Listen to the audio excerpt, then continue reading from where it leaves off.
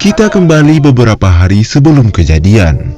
Di hari itu pada Oktober 1972, sekumpulan mahasiswa dari kota Montevideo berhasil memenangkan pertandingan rugby. Oleh karena itu, mereka pun akan melanjutkan permainan di negara Chili.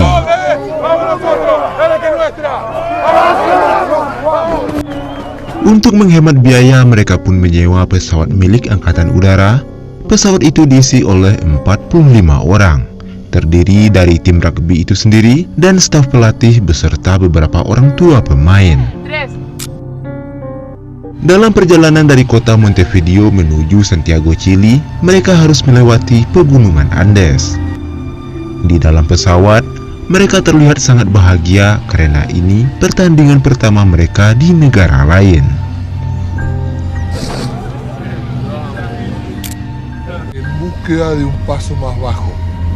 Saat memasuki pegunungan Andes, pesawat mereka mengalami turbulensi. Mereka masih terlihat tenang dan menganggap itu hal biasa. Tetapi selang beberapa saat kemudian, pesawat mereka kembali mengalami goncangan yang cukup kuat.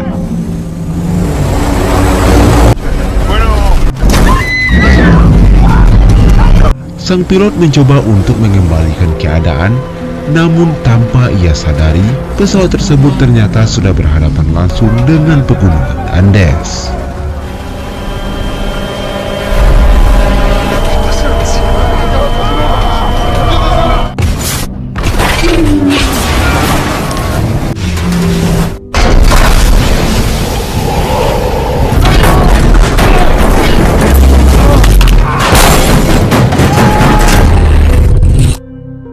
Pesawat itu pun terjatuh setelah menabrak gunung, hingga terpisah antara badan dan ekornya. Ada beberapa penumpang yang selamat dan ada juga yang cedera parah, namun sebagian penumpang lainnya meninggal saat itu juga. Dalam keadaan panik itu, mereka yang selamat berusaha menolong rekan-rekannya yang lain. Saat itu sedang turun salju, membuat penderitaan mereka semakin parah. Pada saat itu, penumpang yang selamat mencoba meminta tolong pada pilot untuk menghubungi tim penyelamat. Sayangnya, sang pilot tersebut dalam keadaan sekarat dan ia hanya bisa berdoa untuk keselamatan semua penumpangnya.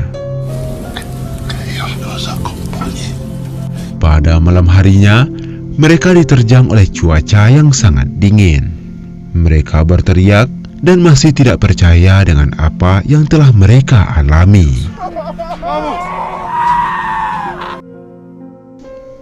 Keesokan harinya, mereka yang masih bisa bertahan hidup keluar untuk mendapatkan hangatnya cahaya matahari. Mereka yang terdiri dari anggota inti rugby berkumpul dan saling berbincang. Marcelo yang merupakan seorang kapten menginstruksikan para rekan-rekannya untuk mengeluarkan mayat, juga mengeluarkan kursi untuk membuat ruang bagi mereka yang selamat. Mereka juga mengeluarkan koper-koper dan memeriksa makanan yang ada di dalamnya, lalu mengumpulkannya dalam satu tempat. Setelah itu mereka mengumpulkan jenazah di luar. Total ada 11 orang yang meninggal pada hari kedua itu. Lalu Marcelo membagi makanan pada tiap orang. Tiap orangnya hanya dapat sepotong kecil guna untuk menghemat makanan. Malam harinya mereka berkumpul di dalam pesawat, saling berdempetan untuk menghangatkan badan. Mereka juga menutup lubang dengan koper agar udara dingin tidak masuk ke dalam. Marcelo lalu memberikan semangat pada teman-temannya. Dia yakin pencarian mereka sudah mulai dilakukan oleh tim SAR. Di hari ketiga, salah seorang dari mereka yang bernama Nando tersadar dari pingsannya. Nando menanyakan apa yang telah terjadi dengan pesawat mereka. Teman-temannya pun menjelaskan kalau pesawat mereka mengalami kecelakaan dan mereka telah terperangkap di sana selama 3 hari. Lalu Nando menanyakan di mana ibu dan adik perempuannya. Marcelo mengatakan kalau adik Nando yang bernama Susi berhasil selamat, tapi sekarang ia dalam keadaan lemas. Sementara sang ibu telah meninggal.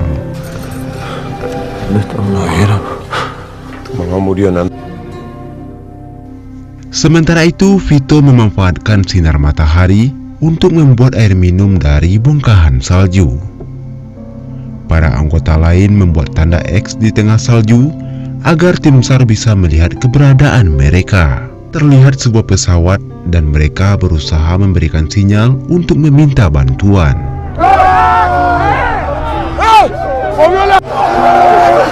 Mereka sangat yakin kalau pesawat itu melihat keberadaan mereka. Ya, dalam keadaan yang sangat lapar, mereka saling bercerita dan terus menunggu bantuan datang. Tapi sampai malam, bantuan yang mereka harapkan tak kunjung tiba. Di hari keempat, mereka kembali mendengar suara helikopter, tapi sayangnya tim SAR tidak bisa melihat keberadaan mereka. Kini makanan mereka hanya tinggal sedikit dan mereka terancam kelaparan jika tim SAR tidak berhasil menemukan mereka. Salah seorang dari mereka yang bernama Numa mempunyai ide. Ia berencana untuk memanjat tebing dan pergi ke ekor pesawat. Dia mengatakan kalau baterai pesawat tersimpan di bagian ekornya, dan baterai itu mungkin saja bisa digunakan untuk menyalakan radio komunikasi.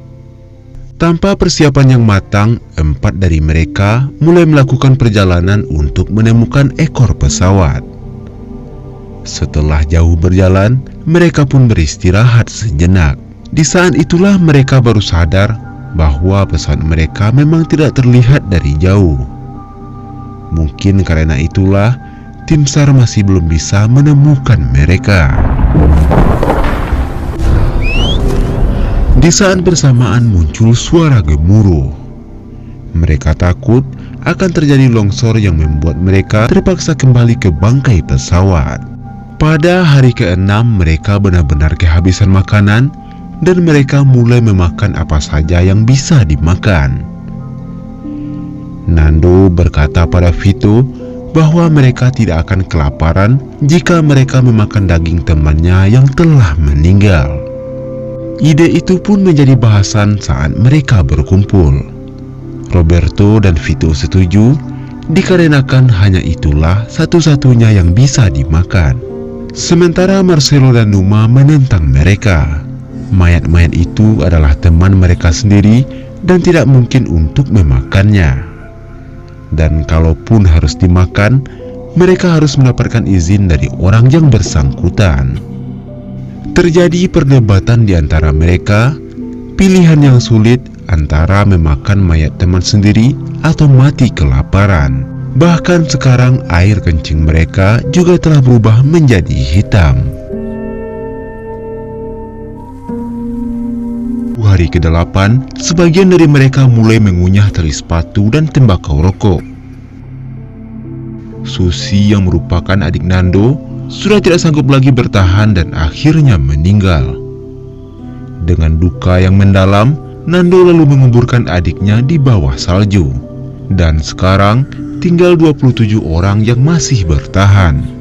Pada hari ke-9 salju kembali turun dan mereka hanya bisa menunggu di dalam bangkai pesawat.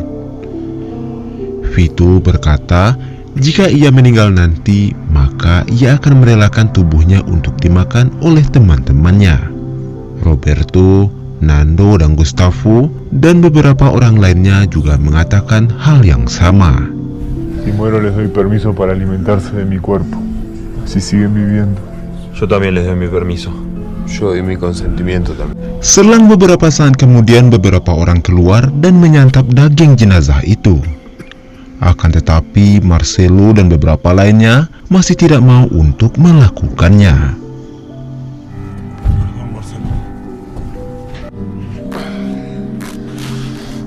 Keesokan harinya mereka kembali mengambil beberapa potong daging. Vito dan 2 rekan lainnya memotong daging itu di tempat yang tak terlihat agar mereka yang memakannya tidak kepikiran daging siapa yang mereka makan.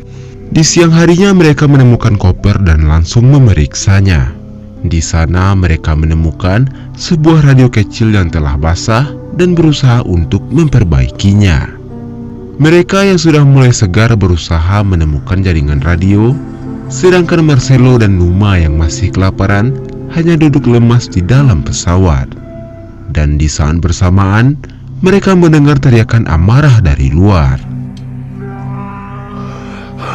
Que en 34 accidentes aéreos, la búsqueda se reiniciará con Ternyata radio tersebut berfungsi, akan tetapi mereka mendengar berita bahwa pencarian pesawat dari Uruguay mulai dihentikan dan akan dilanjutkan di awal tahun depan jika salju sudah mulai mencair. Hal itu membuat mereka semua frustasi, termasuk Marcelo yang selalu optimis. Kini ia mulai pasrah dan meminta anggota lainnya untuk mulai makan. Numa yang masih penasaran dengan ekor pesawat tersebut, ia mulai mendaki bersama 2 orang lainnya. Setelah jauh berjalan, mereka berhasil menemukan potongan pesawat.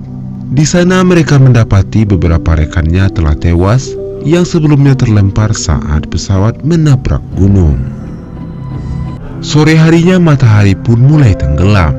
Akan tetapi Numa tetap mau melanjutkan perjalanan dan pada akhirnya mereka terjebak di tengah hamparan salju.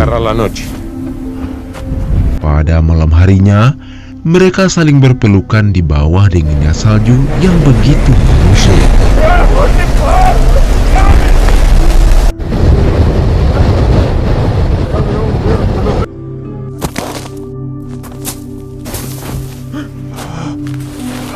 Sebuah keajaiban pun terjadi. Walaupun telah tertimbun salju, mereka bertiga berhasil bertahan. Dengan potongan badan pesawat, mereka berseluncur kembali ke bangkai pesawat. Di sela pembicaraan mereka, Nando mengatakan ia akan mengitari gunung. Ia yakin negara Chili berada di balik bukit itu. Dan untuk melakukan perjalanan, mereka harus makan karena perjalanan sangatlah jauh. Numa yang selama ini tidak mau makan, ia pun menyerah dan langsung menelan daging itu. Numa yang sebenarnya sudah putus asa, mulai melihat harapan. Ia melihat Nando yang dulunya terluka parah, kini mulai membaik. Nando terus berlatih untuk melakukan perjalanan yang jauh. Singkat cerita, 17 hari sudah mereka terjebak di sana. Kondisi mereka mulai membaik dan saling bercanda untuk menghibur diri. Akan tetapi musibah kembali datang. Tiba-tiba terjadi longsor yang menimbun mereka semuanya.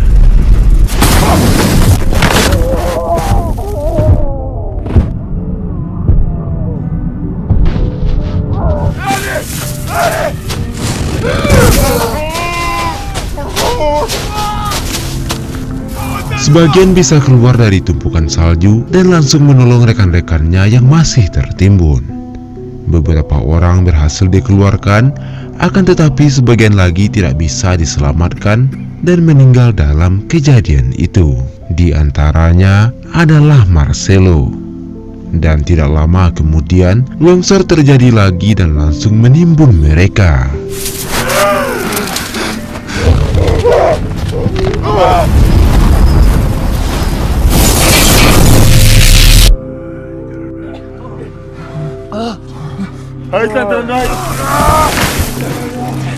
Beruntungnya Numa bisa memberi jalan udara masuk hingga mereka bisa kembali menghirup udara. Hari ke-18 merupakan hari kedua mereka tertimbun salju. Mereka yang kembali kelaparan terpaksa memakan jenazah teman mereka yang baru meninggal. Roberto yang merupakan mahasiswa kedokteran dengan santainya membedah mayat. Tapi Numa yang melihat itu menjadi stres dan mulai emosi. Ia berusaha memecahkan jendela hingga kakinya terluka.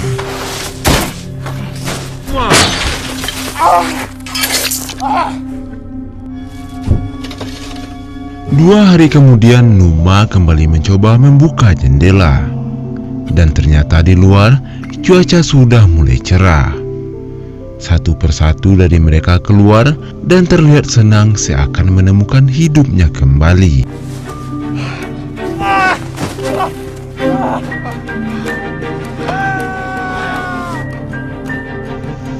Mereka pun mulai menyingkirkan salju yang menutupi pesawat. Luka Numa yang semakin hari semakin parah membuat tubuhnya semakin lemah. Alvaro yang dulunya terluka menasihati Numa agar Numa menghemat energinya, bahwa dalam hukum juga ada pengecualian karena mereka juga harus bertahan hidup. Sementara itu Nando yang sudah kesal mengajak teman-temannya untuk mencari jalan pulang. Semua orang menolak karena itu tidak mungkin sebab salju masih terlalu tebal. Teman-temannya pun kembali masuk ke dalam pesawat. Sementara di luar, terlihat Nando yang masih memaksa Roberto untuk melanjutkan perjalanan. Namun, Roberto tetap menolaknya. Pada hari ke-34, cuaca mulai memanas dan salju mulai mencair.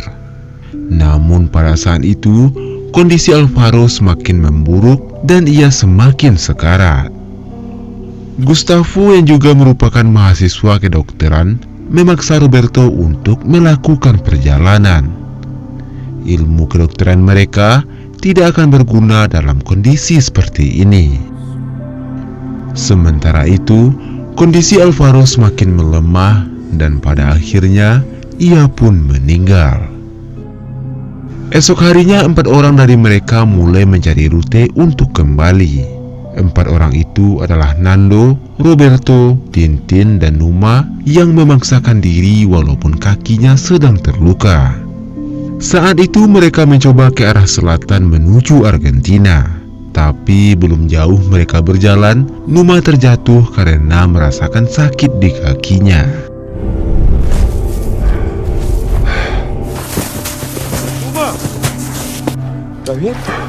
Setelah diperiksa, ternyata lukanya mengalami infeksi.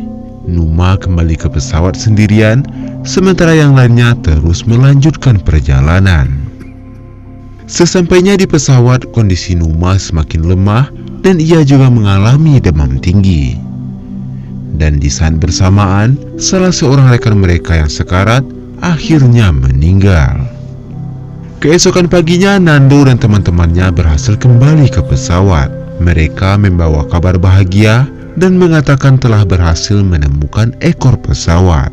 Rupanya ekor pesawat itu terlempar jauh ke arah berlawanan. Dan di sana, mereka juga menemukan makanan dan banyak bungkus rokok. Di sana mereka juga menemukan baterai yang mereka cari. Karena baterai itu terlalu berat, mereka memutuskan untuk kembali dan membawa radio ke ekor pesawat. Siang harinya mereka kembali ke ekor pesawat bersama Roy yang merupakan anak elektro. Baterai itu ternyata masih berfungsi dan bisa menyalakan sebuah lampu. Roy lalu menghubungkannya dengan radio yang mereka bawa. Radio itu berhasil menyala, namun sinyal komunikasi tidak mereka dapatkan. Hola. Hola. Hola. Sementara itu di bangkai pesawat, mereka yang dulunya merasa jijik untuk memakan mayat, sekarang sudah menjadi hal biasa. Namun saat itu, kondisi Numa semakin parah. Dia menolak untuk makan dan merasa bahwa dirinya tidak akan hidup lebih lama lagi. Dan kali ini, Numa merasakan takut yang teramat sangat. Sementara itu di ekor pesawat, mereka terus mencoba untuk menyalakan radio. Namun setelah lama mencoba, usaha mereka tidak membuahkan hasil.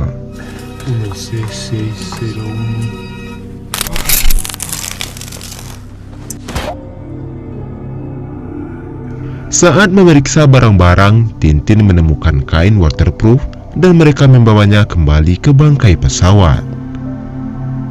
Dan pada akhirnya mereka pun kembali dan mengatakan kalau radionya tidak berhasil menyala. Namun mereka membawa kain waterproof yang bisa digunakan untuk selimut saat berada di alam terbuka. Keesokan harinya mereka mendengar radio bahwa pencarian pesawat dari Uruguay akan kembali dilakukan. Mendengar berita itu membuat Roberto mulai ragu untuk melakukan perjalanan. Namun Nando terus memaksanya. Ia tidak mau menggantungkan nasib dengan hanya menunggu tim SAR datang. Di dalam pesawat terlihat kondisi Numa semakin hari semakin parah. Kepada Nando, ia berkata bahwa tubuhnya boleh dipakai oleh temannya untuk bertahan hidup. Tapi di keesokan harinya, Numa pun akhirnya meninggal dunia dan sekarang tinggal 16 orang lagi yang masih bertahan. Di dalam saku Numa terselip pesan yang berisikan, tidak ada cinta yang lebih mengerikan selain mengorbankan diri demi teman-teman. Melihat itu, Nando dan teman-temannya bersiap untuk memulai perjalanan. Keesokan harinya atau hari ke-61, Nando, Roberto, dan Tintin mulai melakukan perjalanan. Rute yang mereka ambil kali ini adalah menuju ke arah barat, yaitu Chili. Ucapan semangat dan doa dari teman-teman mengiringi kepergian mereka. Salimos mañana. Después no se olviden de nosotros. Acá los esperamos.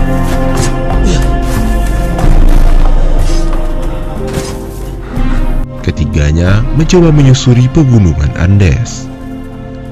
Ketika cuaca sudah mulai gelap, mereka mencari tempat untuk tidur dengan menggunakan kain waterproof yang sebelumnya mereka bawa.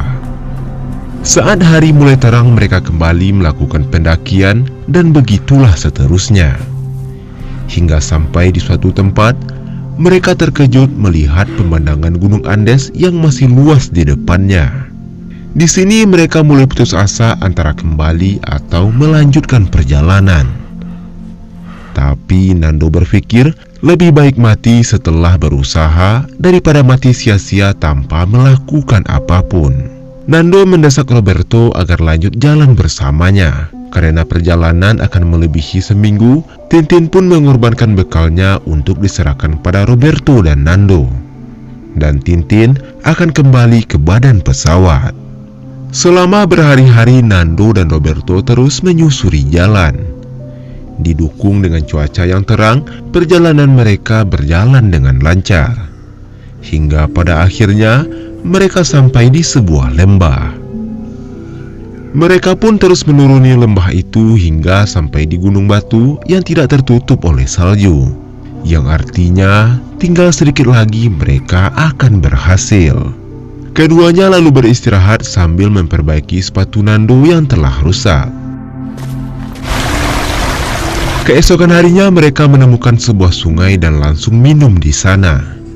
Dan di saat bersamaan, mereka melihat seorang polisi gunung dan langsung meminta tolong sambil menyebutkan identitasnya. Polisi itu langsung menolong mereka dan kembali ke kantor sambil membawa keduanya. Dia langsung melapor pada tim SAR Chili. Saat itu Nando dan Roberto sedang menikmati makanan, dan ini adalah makanan terenak yang pernah mereka rasakan. Lalu tidak lama kemudian datang rombongan media yang ingin meliput keberhasilan mereka. Diberitakan di semua media, dan berita menggemparkan itu juga sampai di radio kecil di badan pesawat. Interrumpimos, amigos oyentes, este programa para ampliar la información que les adelantamos hace unos minutos, porque ya se conoce la identidad de los dos jóvenes sobrevivientes del avión uruguayo que se estrelló hace 71 días en los Andes. Se trata de Roberto Canessa y Fernando Parrado. Mereka menjadi terharu dan sangat senang mendengar berita di radio itu. Mereka langsung berkemas dan menunggu dijemput oleh tim SAR. Nando kemudian dibawa masuk ke helikopter untuk menunjukkan lokasi jatuhnya mereka. Sementara itu, Gustavo membawa barang yang bisa menjadi kenang-kenangan bagi teman-temannya. Sementara Roberto mengubur daging sisa perbekalannya.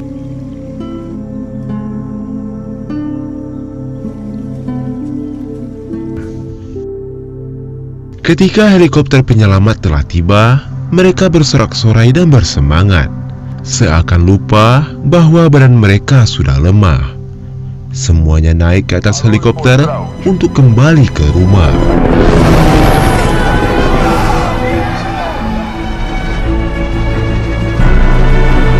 Pada tanggal 22 Desember atau tepatnya 71 hari setelah menghilangnya mereka, akhirnya mereka berhasil diselamatkan dan dibawa ke Chili.